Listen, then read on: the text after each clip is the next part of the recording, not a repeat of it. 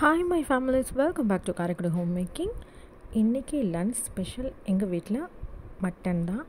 Mutton வறுவல் சும்மா டேஸ்டியாக சூப்பராக இருந்துச்சு. என் பையன் வந்து ஒரு பீஸ் சாப்பிட்டுட்டு சொல்லிகிட்டே இருந்தான், அம்மா இன்றைக்கி செம்மையாக இருக்குமா, டேஸ்ட்டாக இருக்குமான்னு.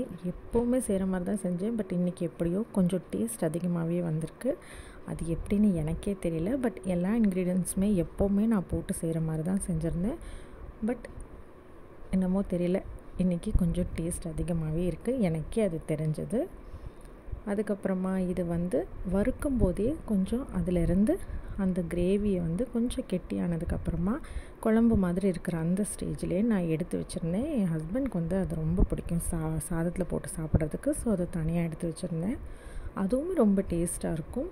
இந்த குழம்பை விட அந்த குழம்பு ரொம்ப டேஸ்ட்டாக இருக்கும். இது மட்டன் குழம்பு. இது வந்து நம்ம சேனலில் நான் போட்டிருக்கேன், போய் செக் பண்ணி பார்த்து ட்ரை பண்ணுங்கள்.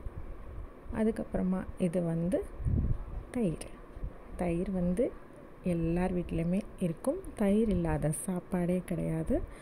ஸோ இதுவும் ஒரு முக்கியமான சாப்பாடுங்கிறதுனால நான் உங்களுக்கு காட்டியிருக்கேன். அதுக்கப்புறமா இதுதான் ரொம்ப முக்கியமானது, ஒயிட் ரைஸ். இவ்வளோ செஞ்சுருந்தாலும் இந்த ஒயிட் ரைஸ் இல்லாமல் சாப்பிட முடியுமா?